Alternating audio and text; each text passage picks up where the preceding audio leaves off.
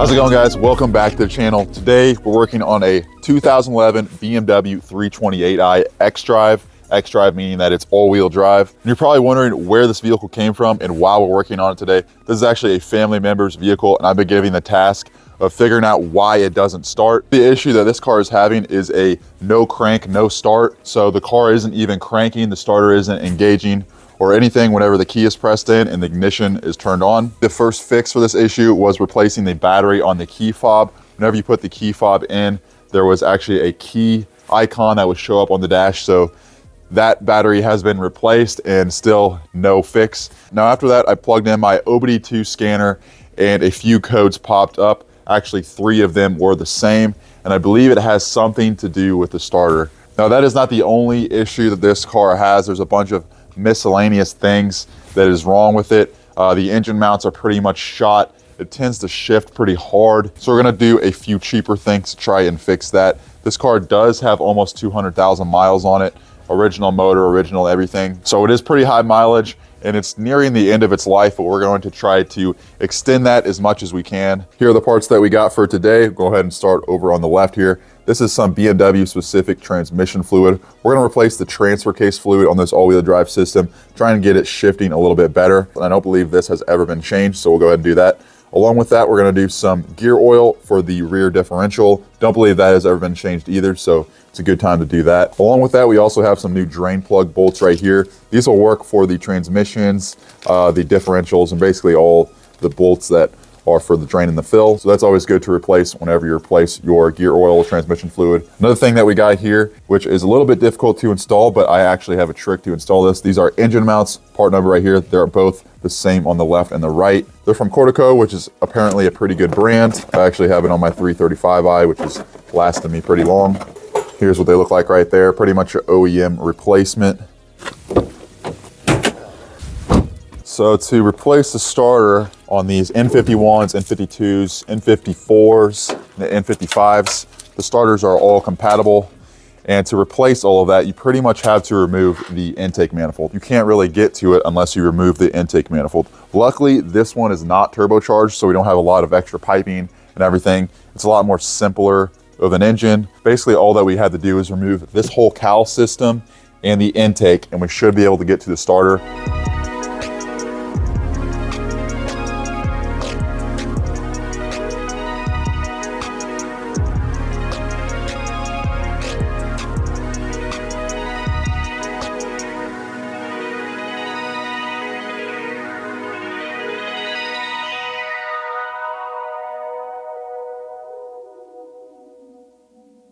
I gotta say, working on these non-turbocharged N52s are way easier than working on the N55s and especially the N54s. I got pretty much all of that stuff surrounding the engine, as well as the airbox and some tubing here. I also moved the power steering out of the way. It was sitting right there just to get it kind of out of the way when we pull this intake manifold off. Looks like we got some 10s basically staggered along each of the runners. And the throttle body is down right there. We're gonna have a bunch of like little connectors, things like this, air temperature sensor, just a bunch of different things that we're gonna have to unplug. So we'll keep chugging along here until we get to the starter.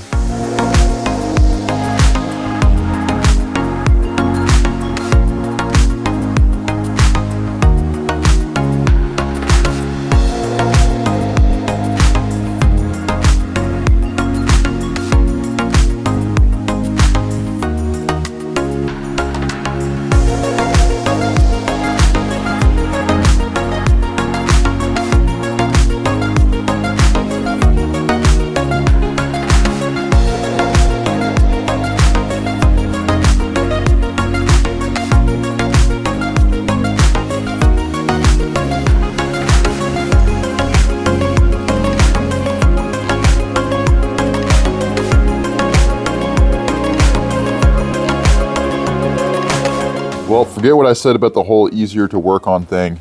This thing is super complicated. It has a bunch of different wires and stuff underneath of it.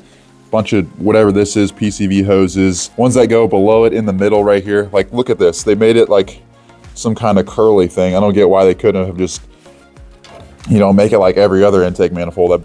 I think a lot of people, they actually switch from the N52 intake manifold to the N55 for, I guess, more power, simplicity. But that thing is just really weird to get out. They just overcomplicated everything. Typical BMW stuff. But I did break one hose right there. But here is our starter right here. I believe these are 12 e-torques. Not really sure. There's one right here and then one on the back right there that we need to remove. I don't have the battery disconnected, so this wire right here, this is a power wire. You don't want to touch that to the engine or anything that's metal. So once I pull that off, I'm just going to put microfiber around it so it doesn't touch anything, and we'll get this starter out.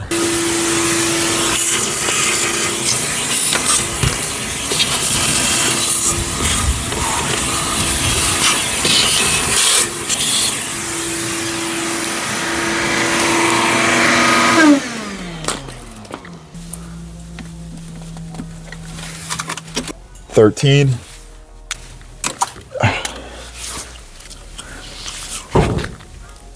All right, get this off. And again, this is the wiring that you got to be careful with because it is got power to it. Looks like these are 14 e-torques.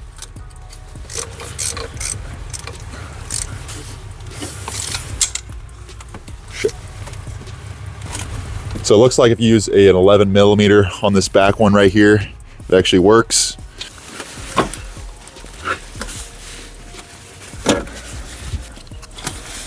It's long as bolt. There we go. Aha. All right, I went ahead and picked up a new starter here. I tried to use the one from a 2013 335i, but apparently they changed the design of these just up a little bit. It was just slightly off, so got a new one here. We're gonna go ahead and throw it in.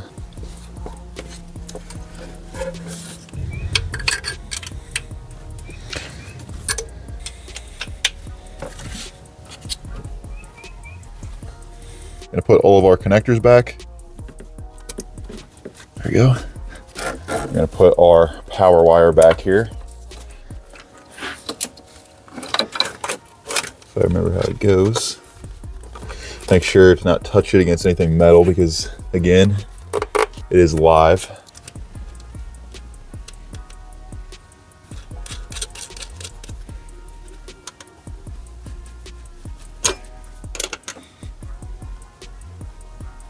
Okay.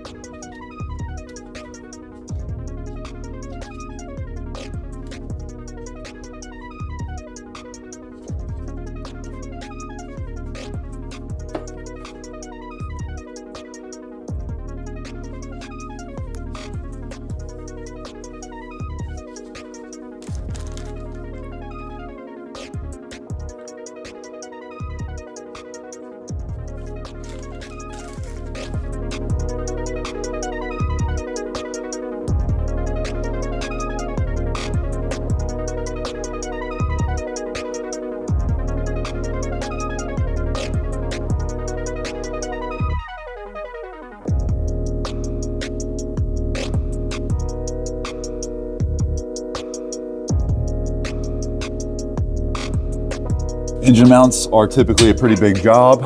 If you don't have a engine hoist like this, makes the job a lot easier, because instead of lowering the whole subframe and everything, which you'd have to do if you didn't have one of these, you're gonna need a brace that goes over the top to kind of hold the engine in place while you lower the subframe and move the mounts out. But with this, we can actually undo the mounts from the bottom without doing anything and just lift the engine up as high as we need it, or as high as it will go until it touches something. And then at that point, we can move the mounts out. I'll show you what I mean once I get this thing all set up.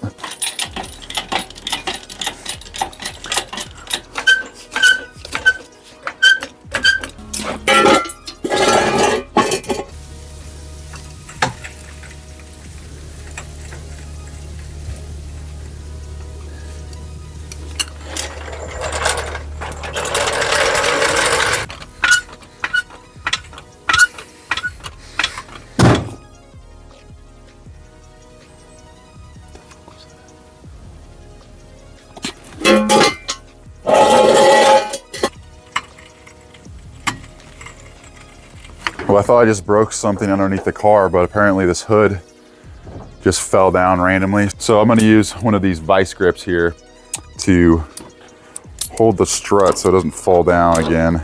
And now we need to undo these bolts down here. They're just one, I think they're 16s. They look pretty easy to get to, especially on this side because there's no turbos. This is the tow hook. We use this to tow this. You actually can put this in the back or the front here, and you can also put it in your engine. There's a spot right up here, right by the oil filter. You just thread it in, and that way you can hook up your engine hoist to it and lift it up just a little bit. Just like that.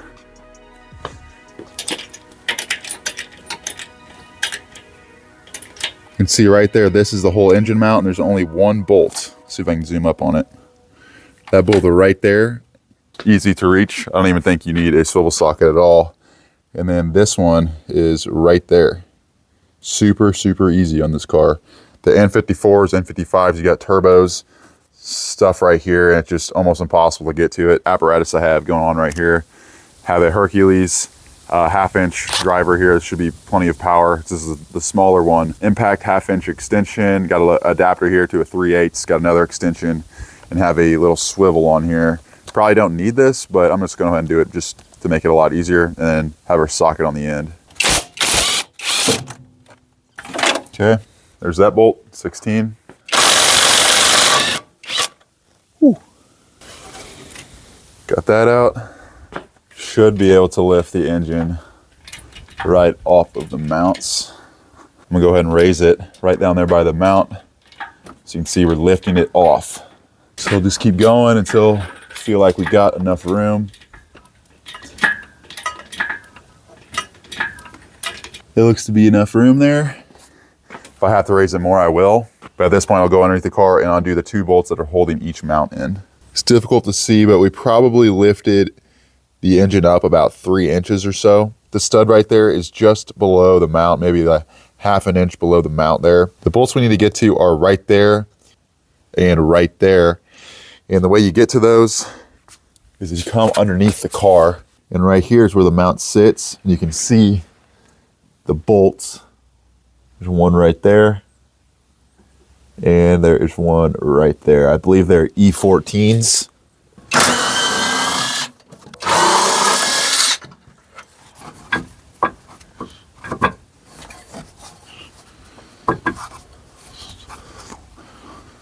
I think I'm gonna have to raise the engine up just a little bit more.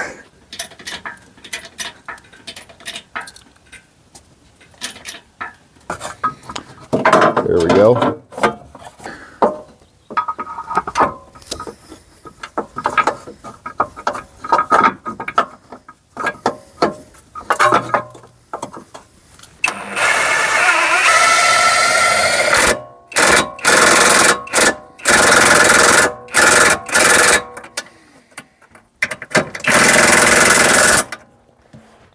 Oh, all right, so that's all done on the passenger side. Now we can hop over to the driver's side and get that side done.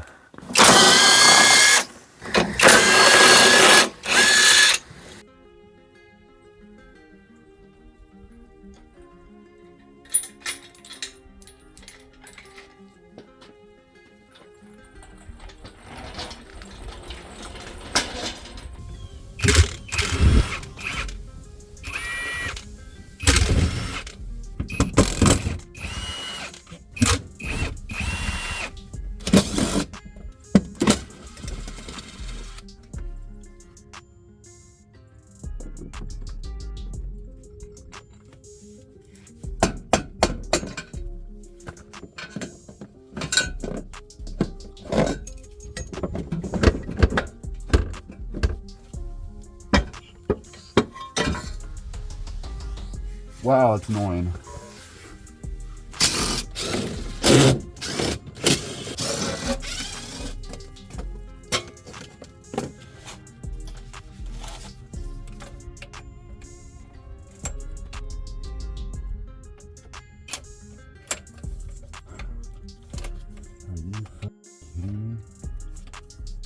Well guys, BMW decided to be special on this one. You pretty much had to remove the mount that holds the transfer case or the transmission on, and even part of the exhaust so you can kind of move everything. And then you have the 14mm Allens or hexes to remove the diff bolts and the transmission bolts. They're all the same. The reason you have to remove all that is because the top one is in a really bad spot. So this 14mm got it off. This is the biggest one I have. It's a ½ inch. It's a long one, and that is the fill, and then the drain right in front of the transmission pan. So if I was going to use this, I'd have to remove the transmission pan, all those bolts, and drain the transmission fluid. I'm not going to do all of that, so I had to get creative. I went ahead and bought this set from Harbor Freight. I think it was like 14 bucks or so. It was the only set that came with a 14mm. I was trying to get it in 3/8, but they didn't have it. They had it in the ½ inch, so this was the only thing I can get, the cheapest thing really. And so I got this socket here, the 14. I tried to put it on. It was still hitting, this part was still hitting the pan. It was like at an angle. It wasn't gonna work. So I put this in a vise, put a punch up here, and started hammering it down until I got this end out. And this is gonna work because this is gonna go right on the bolt. And then I'll be able to get this 14mm wrench right here, and I'll be able to loosen it. This is the drain plug right here. It's in a terrible spot because, like I said, if you have some kind of socket or something, it's not going to go on there. This one fits because you got the inner part out of it. Now we can put our wrench on. Oh shit. Oh, I'm gonna need some leverage on that.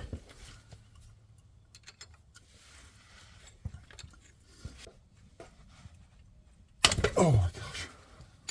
That was tight. It seemed pretty low.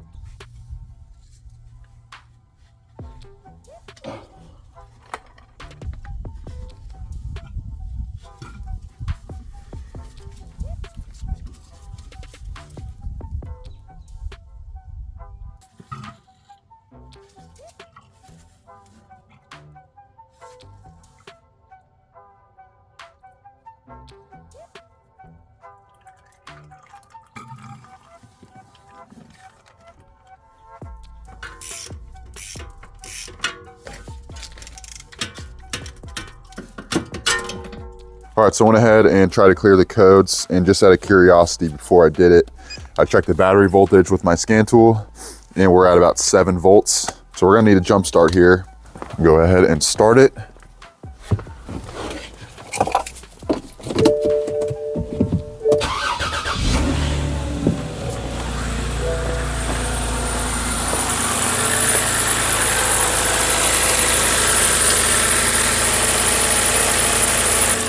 No issues yet. It did start, which is really no surprise because we were pretty certain that it was the starter. But now it's just a matter of, do I have everything connected underneath this intake manifold? There's so many wires, connectors, hoses, things that need to be connected. But it looks like I got everything. We'll double check once we get this thing running a little bit. I'll check with my scan tool. We do have a 4x4 light on. Probably something we unplugged. We unplugged a ton of stuff with the battery still connected. But at this point, just letting it run. I'm curious to see if it drives any better too, because I knew the engine mounts were bad and he was shifting through the gears when it was on jack stands, and I could see the whole engine just rocking back and forth, jerking pretty bad. So I'm pretty sure the mounts were bad. So I think it was a good call on replacing those. The diff fluid and transfer case fluid was pretty low. It was also pretty dirty, so I think getting new fluids in that might make it run a little smoother as well. Looks like there's some fresh oil just sitting on the valve cover here. I think somebody filled it up with oil and spilt a little bit. It's super clean, so definitely some spillage from something else. I'm gonna go ahead and plug the scan tool in right now.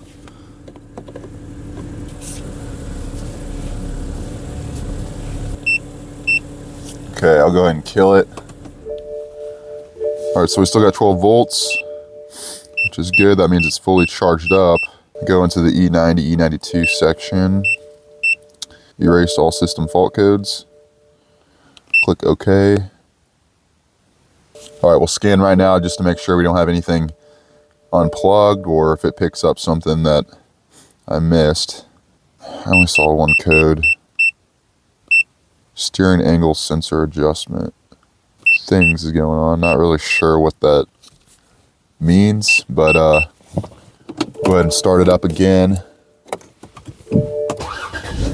Starts right up. The starter sounds awesome. Yeah, we got a 4x4 code here.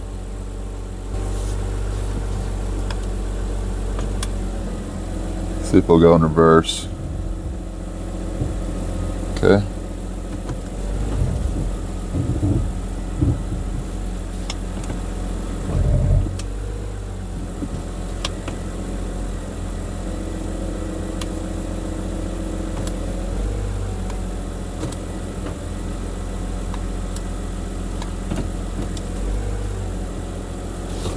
Okay.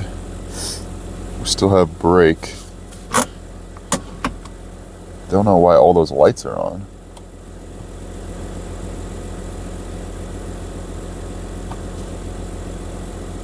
Nothing got unplugged from underneath.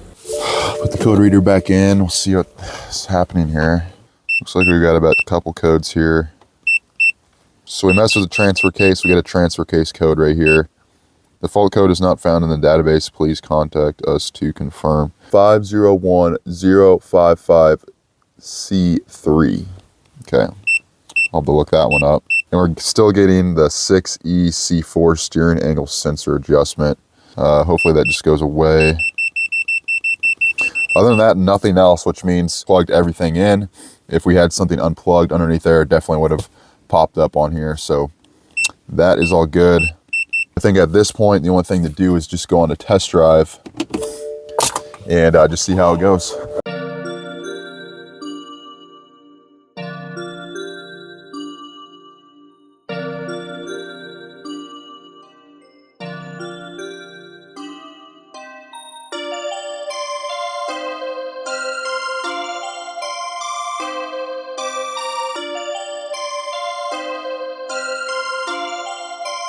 Perfect, perfect, perfect, perfect, perfect. Horn works.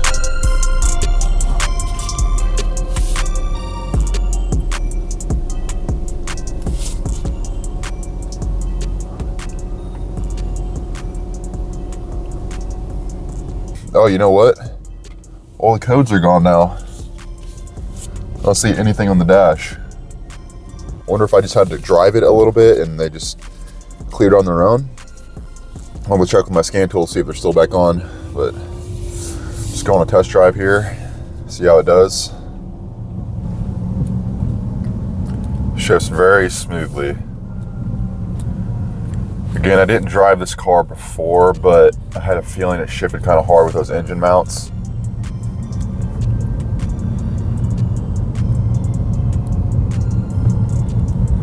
We got new fluid in the front. We got new diff fluid and transfer case fluid. And it should be riding a lot smoother right now, and I think it is.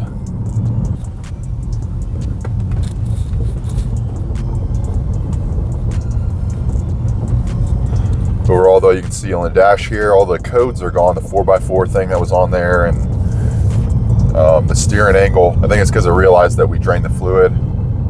It probably would have been a good idea just to disconnect the battery before doing that, especially the starter. I think this thing might need an alignment because it's pulling a little bit to the right.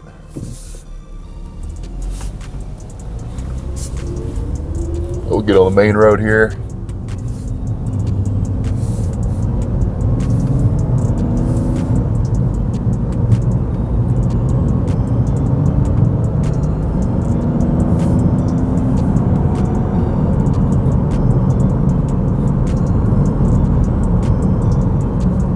Perfect. Yep, it's running really good right now. Well, I think that's a job well done. I'll call this a success. Seemed to fix every single issue that this car had at not a too expensive price either. I think it was about $200-300 for everything, including the starter being the biggest expense. So if you guys like this video of pretty much restoring this 328i, leave a like and subscribe if you want to see more content like this. Anyways, guys, thanks for watching, and I'll see you in the next episode.